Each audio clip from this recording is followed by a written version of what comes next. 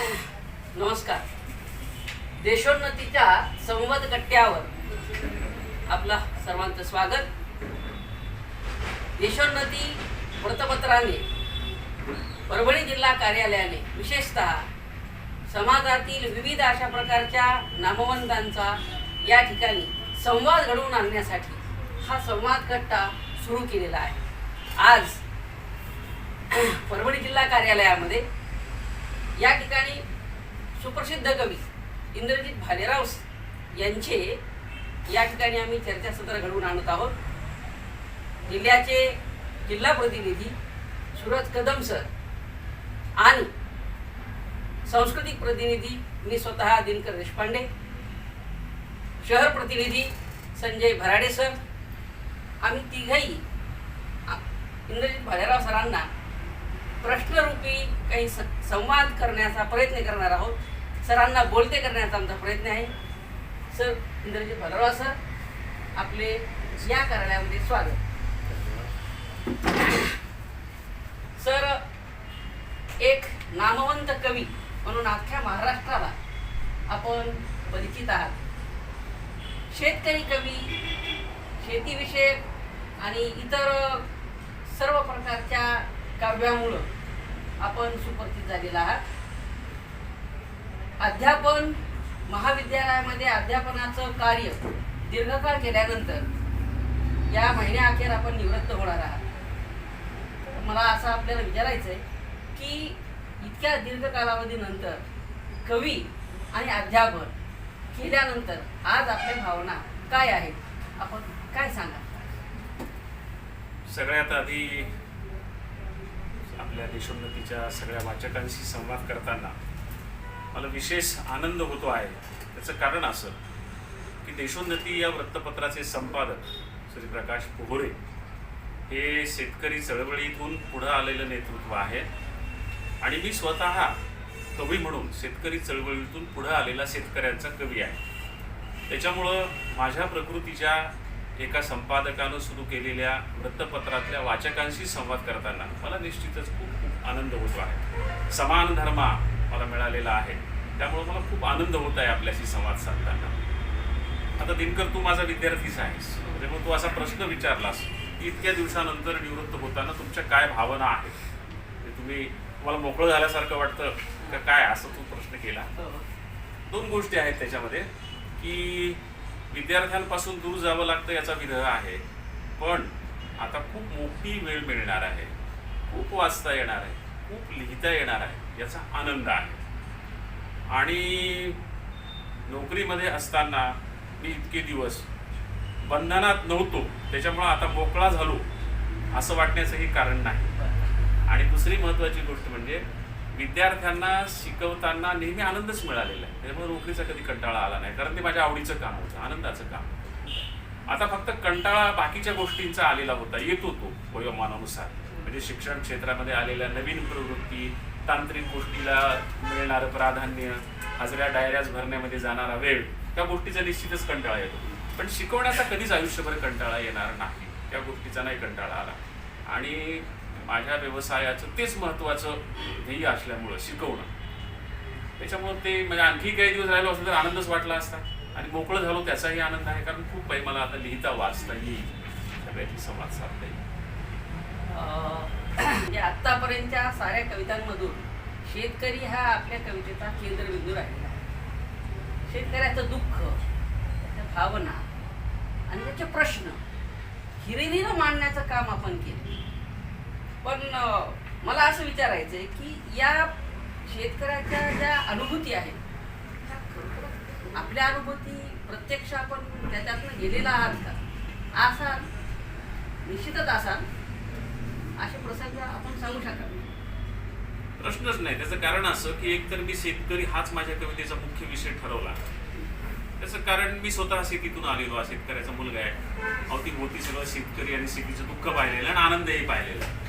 कारण सुरुवातीचा माझा कविता सगळा आनंद व्यक्त करणार आहे, पीक पाणी, आणि पुढे आत्महत्या सुरू झाल्या, चळवळी सुरू झाल्या, तिथपासून विद्रोह सुरू झालेला आहे. शेतीतलं दुःखही पाहिलेलं आहे, आनंदही पाहिलेला आहे.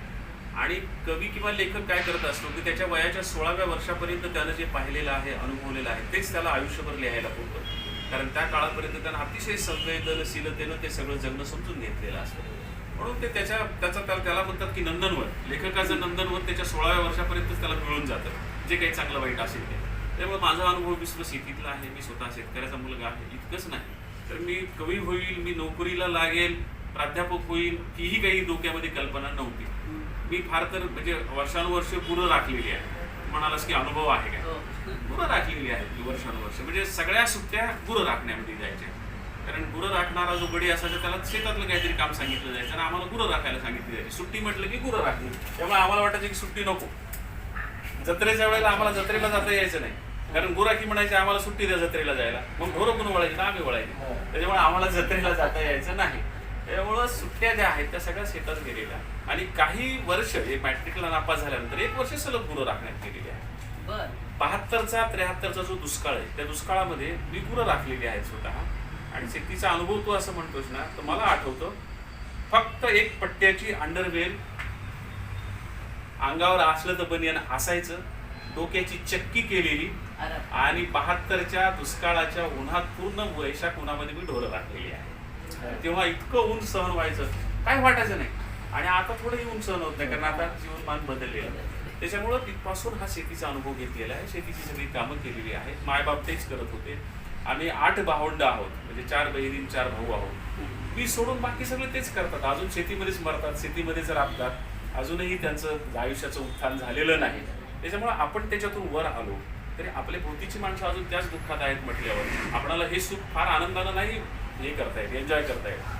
म्हणून मग त्या आपल्या माणसाचं जे दुःख आहे आपण साहित्यामध्ये मांडतो. निदान तेवढंच तरी होता येईल का, आपल्या माणसांच्या दुःखाला वाचा फोडता येईल का, म्हणून हे सगळं लिहिलेलं आहे. त्याच्यामुळे ह्या सगळ्या लिहिण्याच्या पाठीमागं अनुभवाचंच आहे, कल्पनेचं काहीही नाही. पीक पाणी हा आपला पहिला कविता असेल.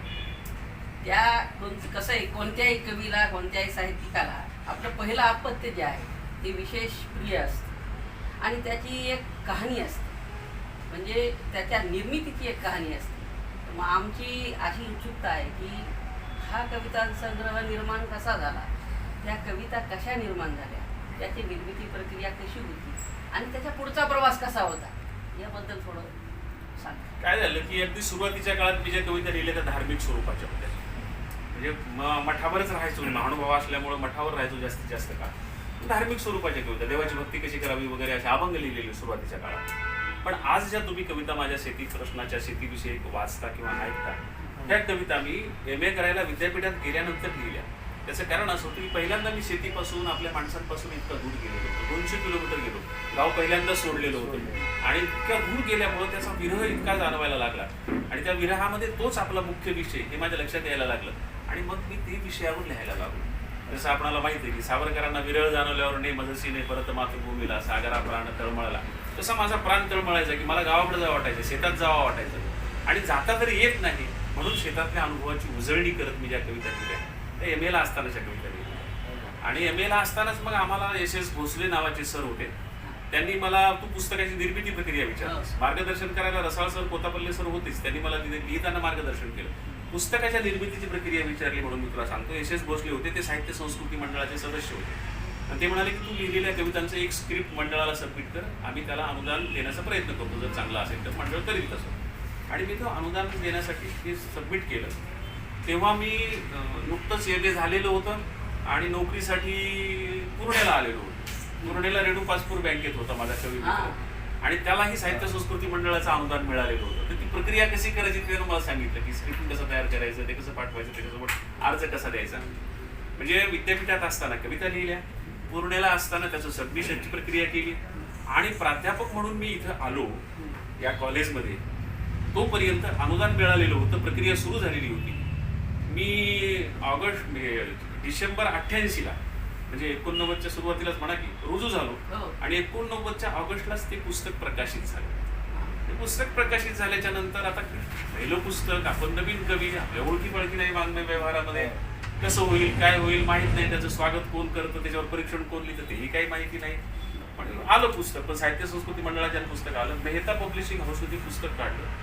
योगायोगानं त्या काळात रणजित देसाई यांच्या कोवाडला मी गेलो. म्हणजे त्यांनी मला बोलवलं, रणजित देसाई त्यांच्या पोवाडला. रणजित देसाई मराठीतले केवढे मोठे लेखक आणि मेहता त्यांचे प्रकाशक आणि मेहताही तिथं आलेले होते, आनंद यादव आलेले होते, वसंत पाटील होते, मोठे मोठे लेखक होते. काय झालं होतं की गडी इंग्लजला एक राजन गवसनं ग्रामीण साहित्य संमेलन घेत होते. त्या साहित्य संमेलनात मी गेलो आणि मी कविता म्हटली. रणजित देसाई त्या संमेलनाचे अध्यक्ष होते. संध्याकाळी संमेलन संपले, 1 दिवसाचं संमेलन होतं. तर रणजित देसाई कोवाडला त्यांच्या घराकडे निघाल्यावर त्यांनी विचारले की तो जो मुलगा कविता म्हटलेला आहे ना त्याला बोलवा. त्यांना ते आवडली असा विचार, मला बोलवलं. ते मला म्हणाले तुम्ही माझ्या गावी येता काय आजच्या दिवस काम करायला? मला किती आनंद होईल तुमच्यासोबत यायला. मग त्यांच्या गाडीत मी, आनंद यादव, अनिल कुमार मेहता आम्ही त्यांच्या गाडीत गेलो आणि त्या गाडीत गेल्याच्या नंतर तिथे गेल्यावर मग ती प्रक्रिया झाली होती आणि त्या प्रक्रियेमध्ये माझं पुस्तक जे आहे ते मेहता पब्लिकेशनला गेलो होतं, साहित्य संस्कृती मंडळाकडून अर्धा मिळून. आणि मग तिथं विषय निघाला होतो.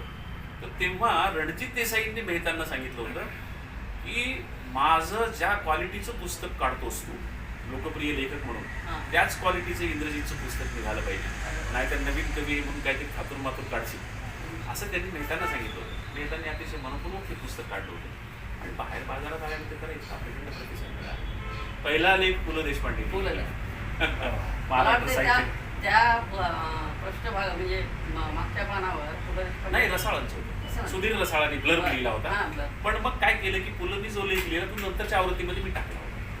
ते नंतरच्या आवृत्तीत पाहिला. पुलंनी लिहिलं, शांताबाई शेळक्यांनी लिहिलं, व्यंकटेश माडगुळकरांनी लिहिलं. एवढ्या मोठ्या मोठ्या लोकांना ते आवडलं आणि लिहिलं. आणि त्या वर्षी पुलंनी माझ्यावर लेख लिहिला आणि तो महाराष्ट्र साहित्य पत्रिकेत आला. त्याच्यामुळं पुलंचं वजन एवढं होतं. त्या वर्षीचे सगळे पुरस्कार मला मिळाले.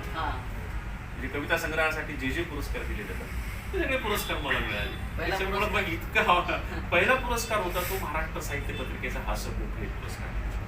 आणि दुसरा पुरस्कार जो होता त्याची ते विलक्षण कथा आहे. तो पुरस्कार कसा होता माहितीये का? त्याचे परीक्षक होते नारायण सुर्वे, प्रभा गणोरकर आणि शंकर वैद्य. हे परीक्षक होते त्या समितीचे.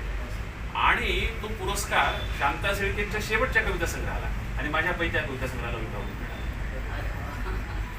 शांताबाईंचा जान्हवी हा शेवटचा कविता संग्रह आला, त्याला पीक पाणीला तो विभागून मिळाला.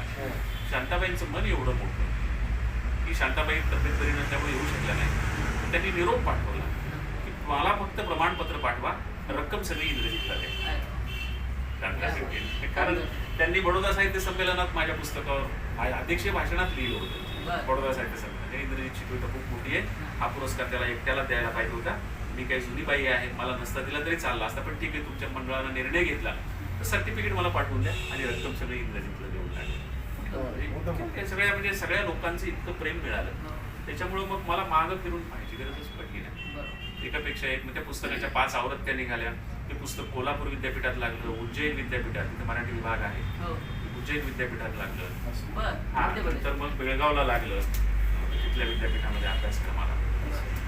महाराष्ट्राच्या बाहेर जिथं जिथं मराठी विभाग आहेत विद्यापीठामध्ये तिथं तिथं शक्यतो त्यांनी त्या अभ्यासाला लावलं. आणि महाराष्ट्रामध्ये पहिल्यांदा कोल्हापूर विद्यापीठानं त्या अभ्यासाला लावलं. म्हणजे एक पेपर असतो काव्याचा, ते इंदिरा संतांचं एक पुस्तक, वर्डेकरांचं एक पुस्तक आणि माझं एक पुस्तक, असे 3 पुस्तक मिळून 100 मार्कासाठी एका पेपरला होतं. त्याच्यामुळं मग कौतुक खूप झालं. तू विचारली पुढचा प्रवास तुला सांगितला नाही. आणि त्याच्यानंतर मग कावाडाची धनी. त्याच्यानंतर मग 3 वर्षांनी आम्ही काबाडाची धनी नावाची माझी दीर्घ कविता आहे. खंडकाव्यच होतं ते. मला अनेकांनी सांगितलं की तुम्ही ज्या पीक पाणीमध्ये शेवटच्या 13 कविता सलग लिहिलेल्या आहेत शेतीचं जीवन वर्णन करणार, तसं एखादं खंडकाव्य लिहिता येईल काय? मग एक शेतकरी जन्माला आल्यापासून त्याच्या पत्नीचं निधन होतं इथपर्यंतचा प्रवास त्या कवितेमध्ये मी मांडला. त्या कवितेची मजा अशी आहे की पहिल्यांदा ती कविता प्रकाशित झाली तेव्हा ती केवळ 48 पानांची होती. त्याची दुसरी आवृत्ती निघाली तेव्हा ती 64 पानाची झाली. त्याची तिसरी आवृत्ती निघाली तेव्हा ते 96 पानाचं झालं.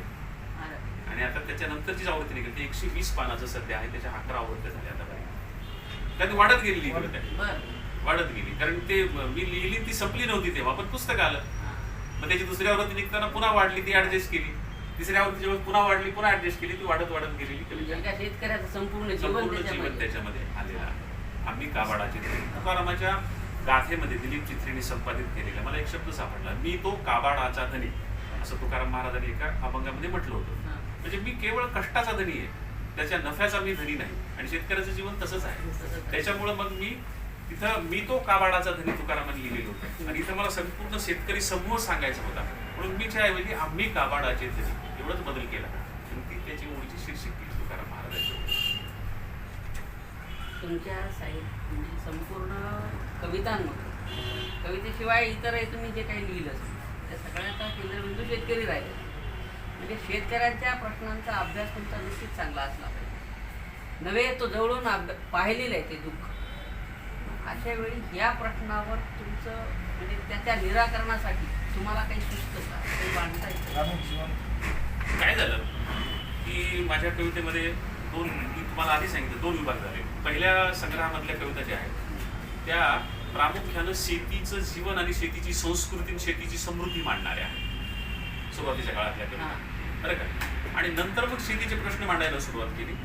हे कसं झालं तर शेतकरी संघटनेची चळवळ आली आणि मग त्या चळवळीच्या प्रभावानं आम्हाला शेतकऱ्यांचे प्रश्न समजून दिले आणि ते प्रश्न आम्ही कवितेतून मांडायला लागलो आणि शेतकरी चळवळीनं त्या सगळ्या कविता उचलल्या. त्याच्यामुळे शेतकऱ्यांच्या प्रश्नावरची जाणीव जी आहे ती पहिल्यांदा शेतकरी संघटनेनं आम्हाला करून दिली. त्याच्या आधी ती जाणीव नव्हती. म्हणजे शेतकऱ्यांची दुःखाची जाणीव होती पण त्याच्या प्रश्नांच्या पाठीमागचं आर्थिक कारण जे कळायला पाहिजे ते कळत नव्हतं ना, कारण आपण अर्थशास्त्राचे प्राध्यापक नव्हतो. शरद जोशींनी ते शास्त्रीय पद्धतीनं मांडून दाखवलं आणि मग तेही माझ्या कवितेमध्ये प्रतिबिंबित होऊ लागले.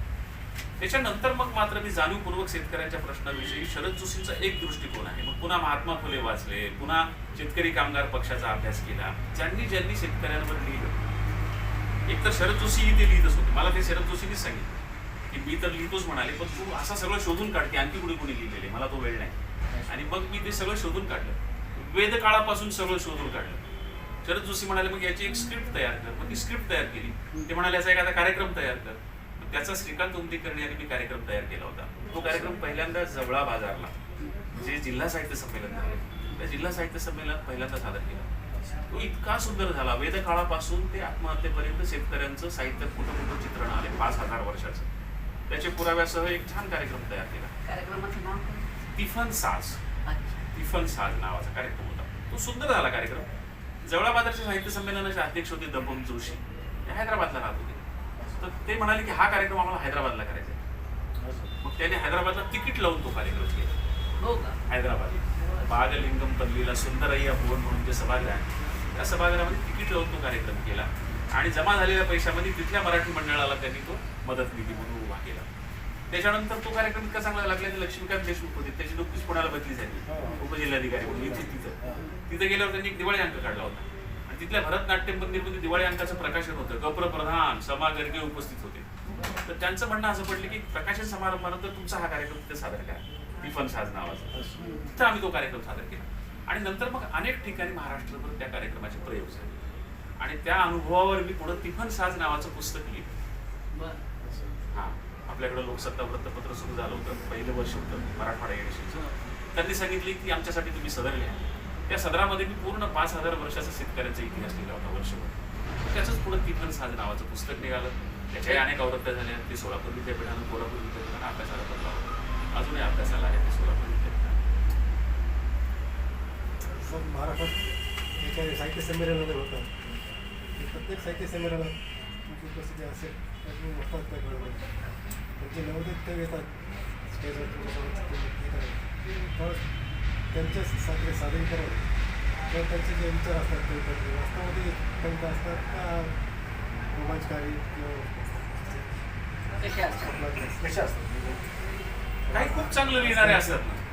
हा भरणा नेहमीच असतो. म्हणजे केवळ प्रसिद्धीसाठी लिहिणारे, भपकेबाजपणासाठी लिहिणारे, गांभीर्यानं लिहिणारे, हा जो असतो ना हा सर्व काळामध्ये भरणा असतो सगळ्या कवींचा. प्रत्येक काळात, याही काळात ते आहे.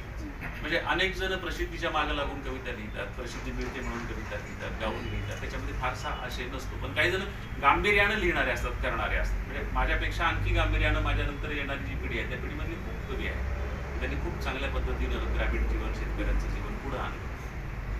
सर, आपल्याकडं 98 सालामध्ये अखिल भारतीय मराठी साहित्य संमेलन 95ला जानेवारीमध्ये. हो, तर त्या काळामध्ये म्हणजे अगदी परभणी ही संमेलन नगरी व्हावी अशा पद्धतीचं वातावरण होतं. कदाचित आता तितकं वातावरण असेल नसेल माहीत नाही. परंतु त्या काळामध्ये तुमचा अनुभव एकंदर या साहित्य परभणीच्या साहित्य विश्वामध्ये तो अनुभव आणि आजचा अनुभव याच्यामधला किती फरक आहे, काय फरक आहे? नाही, काय आहे माहितीये का, की संमेलन जेव्हा जेव्हा ग्रामीण भागात होतं तेव्हा तेव्हा ते चांगलं होतं. हां, म्हणजे ते 25 वर्षापूर्वी आपल्या परभणीत झालं, हां. 27 वर्ष झाली त्याला, 27 वर्ष झाली. माझ्या माहितीप्रमाणे म्हणजे परभणीला जेवढी गर्दी होती, म्हणजे गर्दीच होती असं नाही, म्हणजे दर्दी लोक होते, तितकी कदाचितच दुसऱ्या संमेलनात झाली असेल. होती होती होती. सांगतो. हां, त्याच्यानंतर आळंदीला झालं संमेलन, शांताबाई शेळके अध्यक्ष होत्या, हां. तिथे बऱ्यापैकी गर्दी होती. त्याच्यानंतर नगरला जेव्हा झालं ग्रामीण भागात यशवंतराव गडाखाली प्रचंड गर्दी होती. हो. जेव्हा जेव्हा मोठ्या शहरानं झाली, पुण्या, मुंबई, बडोदा, दिल्ली, भोपाळ वगैरे, हां. तिकडे लोक नाही गेले. पण जेव्हा जेव्हा ग्रामीण भागात संमेलन झालं, अगदी 2 वर्षापूर्वी जे उस्मानाबादला संमेलन झालं, हां. प्रचंड गर्दी होती, प्रचंड चांगला प्रतिसाद, उत्तम संमेलन होतं. केवळ 4 कोटीमध्ये 100 कोटीपर्यंतचा खर्च त्यांनी 4 कोटीवर आणला होता आणि 4 कोटीमध्ये अप्रतिम संमेलन घेऊन दाखवलं.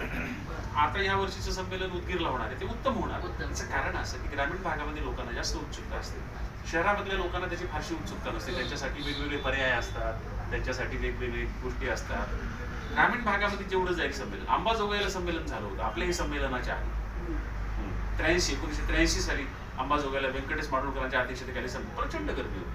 त्याच्यानंतर 86लाच लगे 84लाच आपल्या ह्याच्यात झालं, नांदेडला झालं शंकर पाटलांच्या अध्यक्षतेखाली, शामराव कदम, ते प्रचंड गर्दी. ग्रामीण भागात संमेलनं झाली की प्रचंड गर्दी होते. तसं आपल्या परभणीला प्रचंड गर्दी होती. त्याची 2 कारण होती. एक तर ग्रामीण भाग, दुसरी गोष्ट म्हणजे नियोजन इतकं सुंदर केलं होतं सगळं आपल्या लोकांनी. तिसरी गोष्ट म्हणजे नारायण सुर्वेसारखा लोकप्रिय कवी अध्यक्ष होता, तो सगळ्यांना माहित होता. पत्रात लिहा. हा, म्हणजे पत्रात लिहा किंवा शेतकऱ्यांचे म्हणजे कामगारांचे आणि शेतकऱ्यांचे कितीतरी प्रश्न होते. डोंगरी शेत माझं मी बेनू किती, शेतकऱ्यांच्या जीवनावरची कविता असेल किंवा कामगारांच्या जीवनावरची कविता असेल, त्याचे प्रचंड लोकप्रिय कवी होते नारायण सुर्वे. नारायण सुर्वेच्या नावासकल्यावर परभणीच्या लोकांचे प्रयत्न आणि जामकर साहेबांनी संपूर्ण दिलेलं स्वातंत्र्य, लक्ष्मीकांत देशमुख, देवदास कुलकर्णी यांनी केलेली प्रचंड मेहनत संमेलन घेण्याच्या दृष्टीनं, आणि ह्या सगळ्यांचा परिपाक असा झाला, प्रचंड यशस्वी असं ते संमेलन झालं. त्याच्यानंतर आपल्याकडे संमेलन झालं नाही, परभणीला नाही. त्याच्यानंतर वेगवेगळी झाली, नाट्य संमेलन झालं, अखिल भारतीय संगीत संमेलन झालं, साहित्य संमेलन अखिल भारतीय परभणीला नाही झालं, आता 27 वर्ष झाली. हा, त्याच्यानंतर मराठवाड्यात सुद्धा फार दिवसांनी यालाच झालं, उस्मानाबादला झालं. दरम्यान पुन्हा मराठवाड्यात पण नव्हतं. आपल्या कवितेमध्ये आई, बाप, शेतकरी, गावशिवार याचं प्राधान्य आहे. विशेषतः आई वडली आणि वडिलावडली तुमची जी कविता आहे ती अप्रतिम आहे, असं म्हणजे लोकप्रिय झालेली आहे. आणि शेतकऱ्यांच्या मुलाला लढण्यास शिकविण्याचा जो तुम्ही एक धडा त्या कवितेतून दिलेला आहे, म्हणजे तो तर अगदी म्हणजे संपूर्ण शेतकऱ्यांच्या मुलांच्या काळाचा एक महत्त्वाचा ठेका झालेला आहे. याच्यानंतर सुद्धा असं वाटतं की बाबा ह्या सगळ्या कविता तुम्ही एक विशिष्ट पद्धतीच्या गेयतेमध्ये, लईमध्ये गेलेली, ही लय सापडते कुठं हे आम्हाला नाही. जसा अनुभव हे मला शेतीमधून सापडले, तशा कवितेच्या लई शेतीमधून सापडल्या, छापील पुस्तकातून नाही. छापील पुस्तकातून नाही. म्हणजे माझं मॉडेल छापील पुस्तकातल्या कविता कधीच नव्हतं. माझं मॉडेल हे लोकगीत होतं. आईच्या जात्यावरच्या ओव्या असतील, बहिणाबाई सुंदरींच्या कविता असतील, संतांचं साहित्य असेल. संतांचं साहित्य सुद्धा लोकसाहित्यातून डेव्हलप झालेलं साहित्य आहे. म्हणजे ओवी जी आहे मुळात जात्यावरची ओवी आहे, त्याला मॉडिफिकेशन करून ज्ञानेश्वरांनी ग्रांथिक ओवी तयार केली. त्याला आणखी मॉडिफिकेशन करून तीच ग्रांथिक ओवी एकनाथांनी वापरली. त्याला आणखी मॉडिफिकेशन करून तीच ओवी श्रीधर कवीनं वापरली. म्हणजे मुळामध्ये त्याचा स्रोत जो आहे तो लोकसाहित्यामधला. अभंगाचा स्रोत सुद्धा मुळात लोकसाहित्यामधला आहे. षडाक्षरी अभंग जो आहे तो जात्यावरच्या ओवीच्याच आकाराचा आहे, त्याच्यातून पुन्हा अष्टाक्षरी अभंग उदयाला आला. त्यामुळे मराठी साहित्यामध्ये जे जे काही मूलभूत आहे तेच लोकसाहित्यातून आलेलं आहे. आणि ह्या लोकसाहित्यातूनच माझ्यासमोर ते लोकसाहित्य भरपूर होतं. म्हणजे भीक मागणारे सगळे भिकारी हे कवी आणि गीतकारच होते ना. म्हणजे तुमच्या नंदीवाला असेल, तो दारण्याला गोंधळी असेल, ते आणखी कोणी असतील, ते सगळे तसेच होते. म्हणजे तुमच्या कविताची लय ही लोकसाहित्यातून आली आहे असं म्हणायला हरकत नाही. तो माझा मोबाईल असेल असू द्या. हा, लोकसाहित्यातून ते प्रामुख्यानं आलेलं आहे सगळं. त्याच्या संदर्भात आणि जीवनदृष्टी जी आहे ती जीवनदृष्टी तर सारखीच असते, ग्रामीण असो का शहरी असो. एकूणच दुःखाविषयी प्रामुख्यानं आपण लिहिलं पाहिजे, जाणीव ठेवली पाहिजे. हे नंतर जाऊ दे रे प्रवीण, काही गरज नाही, ते आपण जाणीव ठेवली पाहिजे. आणि माणसाचं दुःख हे महत्वाचं, शहरी असो का ग्रामीण असो. त्याच्यामुळं मी नंतर कधी, मला लोक विचारतात की तुम्ही प्रेम कविता कधीच लिहिलेली नाही, प्रेम कविता का लिहित नाही. प्रेम कविता लिहायला खूप कवी होते, पण शेतकऱ्यांचं दुःख लिहायला कुणी नव्हतं ना. त्याच्यामुळं मग मी ते लिहिलं सुरुवातीला, कारण तेवढ्या ह्याच्यापणे कुणी लिहित नव्हतं. आजची परिस्थिती काय वाटते ग्रामीणची, तुमच्या त्या काळातल्या कविता आणि आजची परिस्थिती? नाही, आजची परिस्थिती म्हणजे परिस्थितीचं कसं आहे, मला तुमचे जे दोन प्रकार केले जातात ते दोन्ही प्रकार मांडले नाही. म्हणजे एकदम सगळीकडं जे माध्यमं असतात ते सुखावह शेती असं जे दाखवतात तेही चुकीचं आहे, आणि दुःखावह शेती असं जे दाखवतात तेही चुकीचं आहे. शेतीमध्ये चांगल्या दुरुस्त्या होत आहेत, शेतकरी उत्साहानं प्रामाणिकपणे पुढे येत आहेत, आणि शेतकऱ्यांचे प्रश्नही आहेत, दोन्ही आहेत, आणि हे नेहमीच राहिलेलं आहे. तुम्ही एक प्रश्न शेतीतला संपवला की दुसरा निर्माण होतो. हे शेतीतून नसतं, ते माणसाच्या आयुष्यात पण असतं. प्रश्न सतत निर्माण होतात, ते सतत सोडवावे लागतात. त्याच्यामुळं एकेकाळी शेतीमध्येही आनंदही होता, प्रश्नही होते. आजही शेतीमध्ये आनंदही आणि प्रश्नही आहे. काही प्रश्न तांत्रिकतेमुळं, नवीन गोष्टीमुळं शेतकऱ्यांच्या मध्ये आले की शेतकरी काय करतात, सुरुवातीला बावरतात, सुरुवातीला घाबरतात. कुणी माणसं एकदम अंगावर काही संकट आलं, हळूहळू सेटल होतात, त्याच्यामध्ये हळूहळू ते सगळं समजून घेतात, आणि त्याच्यामधून ते आपलं जीवन स्थिर करण्याचा प्रयत्न करतात. पण हे काय झालं, यंत्रयुगानं आणि जागतिकीकरणानं ह्या सगळ्या गोष्टीने एकदम आक्रमक पद्धतीनं सगळी संकट शेतकऱ्यांवर आली. पावसाळला शेतकरी, त्याच्यामुळे आत्महत्या वगैरे वाढल्या. आता हळूहळू ते समजून घेतो आहे शेतकरी, ज्या पद्धतीने त्याच्यामधून वर येण्याचा प्रयत्न करतो. लढण्याचा सल्ला शेतकऱ्यांना द्यावा किंवा शेतकऱ्यांच्या मुलांना द्यावा अशी परिस्थिती आहे, कायमच असते, कायमच असते, कायमच असते. त्याच्यामुळे त्या कविता, मला वाटतं ती कविता बाद व्हावी, पण ती कधीच बाद होणार नाही. कारण सतत वेळोवेळी सगळ्या विचारांचे लोक ती कविता म्हणतात. म्हणजे सदाभाऊ खोते ती कविता म्हणतात, अजित पवार ती कविता म्हणतात, आर पटेल ती कविता म्हणायचे. त्याच्यामुळे शेतकऱ्यांचे जेव्हा जेव्हा प्रश्न निर्माण होतील तेव्हा तेव्हा ती कविता कायमच वर येत राहणार. आणि ती कविता एकदा आता इथे म्हणावी अशी मला असं वाटतं की तुम्ही या ठिकाणी ती कविता म्हणावी. काय आहे की एक तर तो जोश होता शेतकरी संघटनेचा, आणि शरद जोशी असं म्हणाले की मी मांडतो, फार सोप्या पद्धतीने ते मांडायचे तत्वज्ञान त्यांचं, पण तरीही ते लोकांपर्यंत पोहोचवायचं कसं हा त्यांच्या समोरचा प्रश्न होता. सोप्या पद्धतीने इंग्रजीत काय करायला पाहिजे रे, तर मग त्याच्यातून मला प्रेरणा मिळाली की आपण हे सगळे शरद जोशींचे विचार एका कवितेत इतक्या परिणामकारक पद्धतीने मांडून दाखवू. म्हणून ती कविता लिहिली होती. शिक बाबा शिक, लढायला शिक, कुटुंबाच्या पोरा आता लढायला शिक, लाजरेपणा बुजरेपणा बाजारात येईक, घेऊ नको फाशी बाबा खाऊ नको येईक, माग माग नको पुढं सरायला शिक, आत्महत्या नको हत्या करायला शिक, उंटावून शेळ्या हाकी सरकार शहाणं, त्याच्यामुळे जीव तुझा पडला गहाणं, निवडून दिलं त्याला पाडायला शिक, कुटुंबाच्या पोरा आता लढायला शिक, कोट्यावधी कर्ज घेती दलालांची पोरं, बुडविती त्याचा कधी करीती ना पुरं, घेतलेली कर्ज सगळी बुडवायला शिक, कुटुंबाच्या पोरा आता लढायला शिक, जातील हे दिस आणि होईलही ठीक, उद्या तुझ्या शेतामध्ये उधाणेल पीक, जातील हे दिस आणि होईलही ठीक, उद्या तुझ्या शेतामध्ये उधाणेल पीक, गाळलेल्या घामासाठी रस्त्यावर टीक, मरू नको बाबा आता मागू नको भीक, कुटुंबाच्या पोरा आता लढायला शिक, मरू नको बाबा आता मारायला शिक, आत्महत्या नको हत्या करायला शिक, निवडून दिलं त्याला पाडायला शिक, घेतलेली कर्ज बुडवायला शिक. हे सगळं शेतकरी संघटनेचं तत्वज्ञान होतं, सोप्या भाषेमध्ये परिणामकारक पद्धतीने. आणि मग ते मांडल्याच्या नंतर त्याला प्रचंड प्रतिसाद मिळाला. मी म्हणालो तसं शेतकरी संघटनेचे कार्यकर्ते तर सगळे म्हणतच होते. म्हणजे अगदी ही कविता म्हणतच राजू शेट्टी खासदार झाले, ही कविता म्हणतच सदाभाऊ खोत मंत्री झाले, शरद जोशींना तरी ही कविता पाठच होती. त्याच्यामुळे जागोजाग ह्या कवितेचा उपयोग केला, आणि नंतर मग विरोधी पक्षाचे, सत्ताधारी पक्षाचे सगळेच लोक त्या कवितेचा उपयोग करू लागले. आणि तू एक परिणामकारक असे शब्द झाले, ते साधे सोपे शब्द होते. मी तिला, काही लोक म्हणतात ती काय कविता आहे काय, घोषणा दिल्यासारखं आहे. म्हटलं मी म्हणतच नाही कविता आहे, मला माझ्या बापाच्या प्रश्नासाठी माझे शब्द राबवायचे होते, मी ते वापरले. त्याला कविता म्हणा नाही तर म्हणू नका. त्याचा जो परिणाम व्हायला पाहिजे तो झालेला आहे. तुमच्या साहित्य क्षेत्रामध्ये काही होणार नसेल असे काही पण फरक पडणार नाही मला, कारण समाजावर त्याचा जो परिणाम व्हायला पाहिजे तो झालेला आहे. सर, एक वेळ अशी आली होती की आपले सर्वस्वी माजी मुख्यमंत्री, मला वाटतं उपमुख्यमंत्री आबा आपल्याकडे आले होते ते दोन अनेकदा आले ते. अनेकदा. आणि तुम्हाला राजकारणात येण्याची एक चांगली संधी, एक ऑफर अजिबात. प्रस्तावित केली होती अशी अजिबात नाही. पत्रकारांनी तशी अफवा उठवली त्या काळामध्ये, पण चुकूनही आर पाटलाचे माझे राजकीय संबंध नव्हते. बरं. आम्ही जेव्हा जेव्हा एकत्रित यायचो तेव्हा चुकूनही राजकारणाचा विषय निघायचा नाही. ते उत्तम वाचक होते. माझ्या आणि त्यांचे 2 वीक पॉईंट होते, बहिणाबाई चौधरी आणि व्यंकटेश माडगुळकर. त्यांच्या साहित्यावर आमची तास चर्चा व्हायची. कधीही राजकारण हा विषय निघायचा नाही आणि त्यांनी मला कधीही राजकारणात या म्हणून सांगितलं नाही, चुकूनही नाही. तर त्या काळात लोकांना कसं वाटलं, इथे एका मंत्र्याच्या घरी शरद पवार थांबलेले होते, आर बाबा माझ्या घरी थांबलेले होते.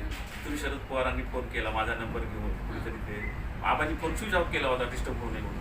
मग ते कोणाच्या घरी गेलेत, मग ते माझ्या फोनवरून शरद पवारांनी फोन केला. हे तिथल्या पत्रकारांनी पाहिलं की बाबा शरद पवारच्या इंद्रजित बांधवांचा फोन घेतायत, तुम्ही फोन करतायत. ह्याच्या काहीतरी बघत पत्रकारांनी त्या काळामध्ये अशा घोषित केल्या होत्या. आणि त्याच काळामध्ये नियुक्त आमदारांच्या नियुक्त्या होत्या 12. त्या काळामध्ये होतं ते, पण मला चुकूनही त्याचा विषय नव्हता. कारण मला खूप छानपैकी नोकरी होती, ती नोकरी सोडायची नव्हती. राजकारण हा माझा चुकूनही कधी पिंड नव्हता, त्याच्यात जायचं नव्हतं. आणि त्या खातेऱ्यामध्ये, त्या उकिरड्यामध्ये मला ओढावं असं आबांना चुकूनही वाटत नव्हतं. त्या उकिरड्यातून बाहेर येण्यासाठी ते मला भेटायला यायचे. मला उकिरड्यात न्यायला ते भेटायला यायचे नाही. बरोबर, चांगला खुलासा केला. धन्यवाद. आता एक महत्वाचा शेवटचा प्रश्न विचारतो की आता तुम्ही निवृत्तीनंतर निवांत होणार आहात आणि भरपूर वेळ भेटणार आहे, परंतु काही एक संकल्प मनाशी तुम्ही नक्की बांधला असेल. पुढच्या काळामध्ये, आगामी काळामध्ये काय संकल्प आहे आणि विशेषतः तरुणांना तुमचा काय संदेश आहे? संकल्प पुष्कळ आहे. एक सगळ्यात महत्वाचा संकल्प म्हणजे माझ्या आईवर मला कादंबरी लिहायची. पण ती माझ्या आईवर म्हणजे प्रातिनिधिकरित्या शेतकरी स्त्रीवर मराठवाड्यातल्या कादंबरी लिहायची. तो एक संकल्प आहे. बाकी इतकी कामं अपूर्ण आहेत, ती कामं पूर्ण करायची मला. एक तर माझं मी आत्मचरित्र लिहितोय, स्निग्ध सावळ्या छाया या नावानं ते प्रकाशित होईल.